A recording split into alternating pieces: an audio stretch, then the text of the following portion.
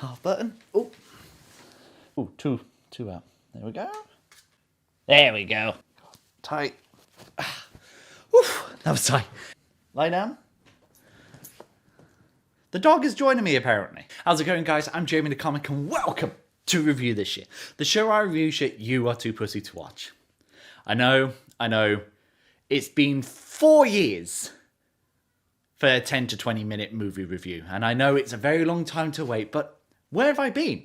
Well, I've been to this place called the Shadow Realm. Being an adult is so draining. Hey, could you come down so that we can pick what we're doing with the bathroom? Oh my god, just select the grey tiles! But I'm not here to talk about that. I'm here to talk about the movie I teased 4 years ago. Wow, has it been 4 years ago? Now, I think you agree that the quality of videos I made back in the day were questionable at best and cringy at most. What's wrong with you? Nothing's wrong. Oh, you watch. That's Oh god, make it stop! If you're looking at return of form to those type of videos, then unfortunately this is not what you're looking for. But if you're still with me and you've waited 4 years for this review, thank you for joining me. This is a review of Yu-Gi-Oh! The Dark Side of Dimensions. 4 years! Before we go any further, we need to discuss the poster for this movie. The first thing that draws my eyes is the JoJo Bizarre Adventure-esque vibe that Yu-Gi-Oh's got going down there. Igami, the main villain, looks okay, a bit colour faded, but that lines up with the rest of the posters, so nothing too bad. The tagline, back to the stage of battle. Is this a Yu-Gi-Oh movie or the introduction to a Soul Calibur fight?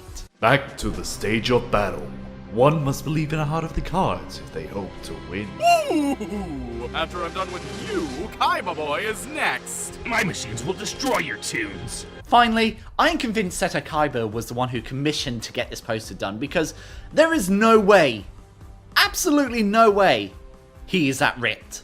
And if he is in this movie as ripped as the poster suggests, then Seto Kaiba's hatred for losing that children's card game is so intense he hit the gym just to balance out his ego. Okay. Without further ado, let's get on with the review. The movie takes place a few years after Atem's departure from the Millennium Puzzle at the end of the original generation of Yu-Gi-Oh! Duel Monsters anime.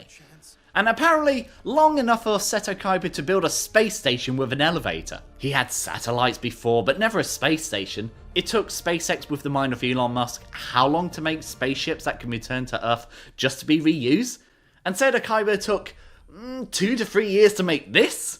Seto Kaiba is commissioned a team of archaeologists to recover the Millennium Puzzle for, well, what else? To duel Atem to prove that he can beat it. Even though in the final season of the anime it was established that Atem had the power to cheat. But Kaiba's not having it, he wants that duel! So even if Kaiba's deck is more powerful than Atem's, Atem is just going to use his powers to produce the plot device card to win. Back in Japan, Yugi and the gang are finally doing what teenagers their age should be doing. Going to school. Life has moved on and they are in their final year of school. But Yugi still holds on to the memory of his final duel with Atem and looks back on it with regret because he feels he never managed to fully move on with Atem as he left so abruptly. We are promptly introduced to the mysterious character Igami, and something is clearly not right with him. He has somehow managed to implant fake memories into the student's mind and possesses some supernatural abilities. It's not quite Shadow Games level, but still holds some significance to Millennium items, as he is clearly monitoring Yugi. We are now 14 minutes into this movie, and we are getting our first duel with who else? Atem and Seto Kaiba. Even when I was watching this movie for the first time, I knew it was a fake interaction, because the biggest twist is not Atem showing up for a cameo, not even Kaiba's poster-accurate abs, but Kaiba's ability to tap into Atem's powers and cheat. I warned you to prepare for battle, Pharaoh. Okay, do you know the probability of being able to have on your very first move 4 out of the 5 cards you are legally allowed to have in your hand out of a deck of 40? Ah, there we go. 0.0000000000054% of people actually care about this fact. Yugi's story is over now, so Seto Kaiba is taking centre stage, and I'm okay with that. His arrogance is still there, but there are fundamentals of a solid character this time around. Now, Yugi and his friends are not shafted out this movie by a long shot, but Seto Kaiba is leading this movie. Just listen to how he describes his reasoning for wanting to duel Atem again. My scars of defeat run deep, Pharaoh. Scars you inflicted upon me. And though they may never go away, something can be done to make them easier to live with. Inflict upon your enemy an even greater wound. A defeat so resounding it leaves their soul completely crushed. Pyramid of Light was a side episode.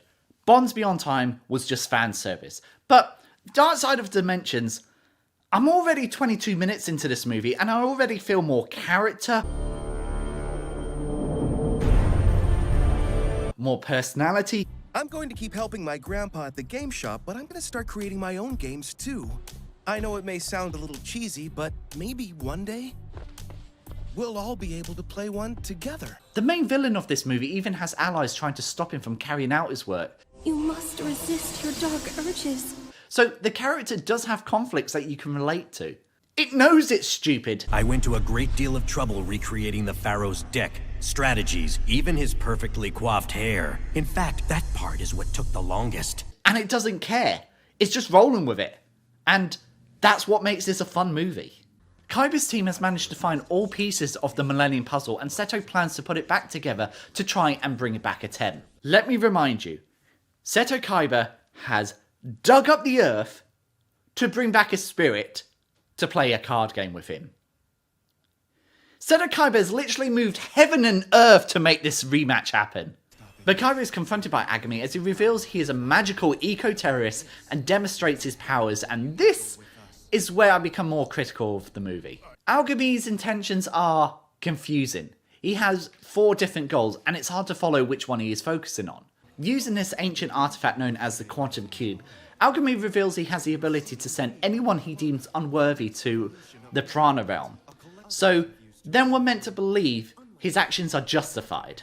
Let's just take a look at what we've got to go on so far. When the Millennium Items were sent to the depths of the Shire of the Underworld, it unleashed a power that awakens these spirits that Agami can speak to in the Prana Realm. And if the puzzle is reconstructed and Atem comes back, then the children's powers and connection with the Prana is lost. So his goal is to prevent this, right? But next minute we hear about his master that was killed some time ago, and he plans to get revenge. At this point in the movie, it's not established how or why he was killed, but we can conclude that his goal is now to seek revenge on his death, right? Well, no, because now his new goal is to Thanos snap everyone out of existence he doesn't like, so are we meant to like him, or are we meant to sympathize with him, or are we meant to hate him? I don't know. So you could argue that his mind is going through so many emotions that he just keeps creeping deeper and deeper into darkness, which is fine. However, as the movie progresses, he just flicks back and forth whatever his motive is, depending on what mood he's in at this point. It's just got no consistency. He has conflicts and people to try and tell him what he's doing is wrong, but that doesn't even matter when the villain doesn't even know why he's doing this. What do you want? What do you want? What do you want to do? Agami tries to Thanos snap Kaiba out of existence, but Kaiba says, screw all the magical rules, he has money. You said tech has its limits. Wrong. There are no limits when you're as brilliant as Seto Kaiba. Of course it's not explained. And he doesn't need to. Because he's Seto Kaiba! Kaiba and Agami lead a second duel, and I'm gonna give the writers some props here. In the anime, it was apparent that rules were never followed, unless it lined up to the plot or specific conditions the writers were setting. In this movie, they addressed that criticism, and the criticism the previous 2 movies had, that the duels were very short-lived. In Dark Side of Dimensions, there are 5-4 duels throughout. Some followed the real-life trading card game rules, and some used special sets of rules, like this one, to help speed the process along. In this duel, you won't be summoning monsters in the normal fashion. You'll be dimension summoning. Furthermore, you are allowed to choose how many attack and defense points each of your monsters have. And how do I do that exactly? By infusing your spirit energy. Jesus, with these rules, definitely don't give Goku the god cards.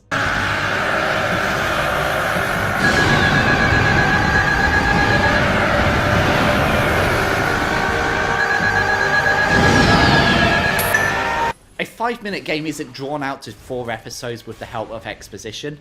It is played out as a normal game should. You play your cards and move on. There is no need for filler, but it does help if they have something to allow for quicker yet more intense duels. And using their life force to summon strong monsters is interesting. It also lands a good twist that Seto relies on his strong monsters to win, while Agami uses low level monsters to that advantage. Seto is clearly beaten down and desperate to win, but he is not relying on ancient Egyptian magic or even luck, he is just using his full strength to power through. It may be a predictable win for Seto, but the card he uses to turn it around on him is just as exciting now as it was in the anime. But before the duel results in a 0 life point win, Mokuba escapes with the Millennium Puzzle and Agami chases after him, and Agami is able to grab 2 pieces. But he should have done a background check though, because he later entrusts a piece to his sister Sarah, so Seto can't complete it, but she hands it over to Yugi in hopes of stopping Agami. You can't choose your family, but you can choose not to hand over your stuff to the very person who's told you repeatedly not to carry on with your plan. We later catch up with Joey and Bakura. Just as Joey is banished to the Shadow Realm, the Prana, Agami confronts Bakura as we finally know just how Bakura came in possession of the Millennium Ring and how it connects him to Agami. Dad, it was a special artifact, one that he'd been looking for all his life. So he set off for this valley to acquire it. For some reason, I was worried about his journey, so I secretly followed him. Okay, so we're just going to ignore the fact that he managed to sneak on the boat for hundreds of miles to follow his father in secret.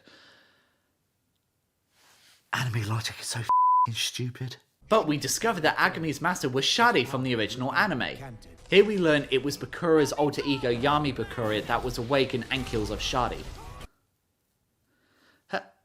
Have we just rewritten the lore of the anime, or was this always the intention for Shadi? I mean, it would explain why he was able to just appear and reappear at random. Before Shadi dies, he manages to hand over the quantum key to Agami. What is it? Why does Shadi have it? Never explained. With that backstory dealt with, Bakura is talking down Agami and Manny is taking matters into his own hands. He tries to finish off Bakura with the power of his own Millennium Ring, because earlier on after Agami's duel with Kaiba, Manny was seen climbing down the hole and finding the Millennium Ring. Its power though is too strong and it consumes him and takes him and Bakura. Agami decides there is no need to hide any longer and reveals himself to Yugi and his friends, and also reveals his true name, Diva. But it doesn't matter because with the power of friendship, Joey returns from the other dimension, and at this point of the movie it's where I begin to realise to myself, Diva is pretty shit at his job. He can't win by cheating against Kaiba. His trusted allies betray him because they know he's crazy. The power of friendship is enough to break his supposedly powerful magic, and a magnetic mask is enough to stop him from communicating with the Prana Realm. Well, thankfully there's another Diva we can actually rely on. Right guys, if you want to get behind me, let's try and rush this thing. Dude, could you change to Reinhardt? You kind of suck at Diva. No, how about you suck at being Hanzo? Why don't you change? Then a few minutes later, Kaiba runs into Yugi for the first time in all these years to forcefully invite him to a Duel Monsters event. And Kaiba's interaction perfectly confirms my feelings towards this movie. Yugi, you'll come to my tournament and bring the puzzle piece that you have. Huh? You know? But how could you? I know everything that goes on in Domino. Kaiba has no right to know how he got it. Just like he has no right to know who Agami's true name is. Just like he has no right to build a space station in that short amount of time. Or the right to know how to stop magic he has never experienced before. This is not a movie to think about. This is not a movie to think about logic while watching. This is a Seto Kaiba ego booster movie. It is so self-aware of that. And it doesn't care. So world, this is my gift to you. Go out and grab it. And when you do attain it, the next time you catch yourself wondering about the great marvels of the universe, and who's responsible, you'll have an answer. Better yet, a name. And that name is... Seto Kaiba! When I originally wrote the script for this movie 3 years ago, it makes sense that I wasn't going to spoil the ending for the movie because it had only just been released. Even though it's been out for some time now, I'm not going to spoil it. It's not really spoiling much by saying the bad guy loses, but there are some standout moments that would take away from the climax if I was just to tell you what it is, including the sad origin of Diva.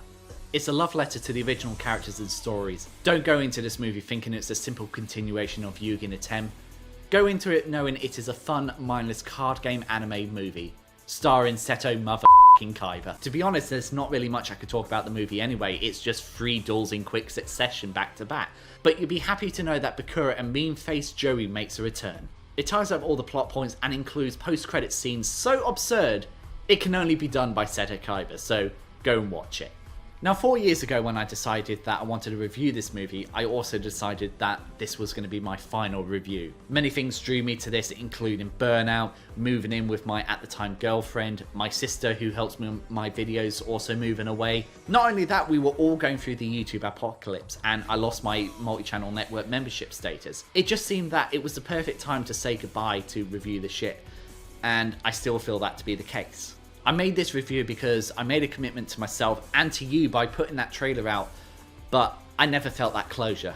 But now it's done, I feel closure, and I'm happy to move on. But there are still comments for me to make movie and game reviews, so here's the deal. Review the shit is dead. It's gone, that chapter is over.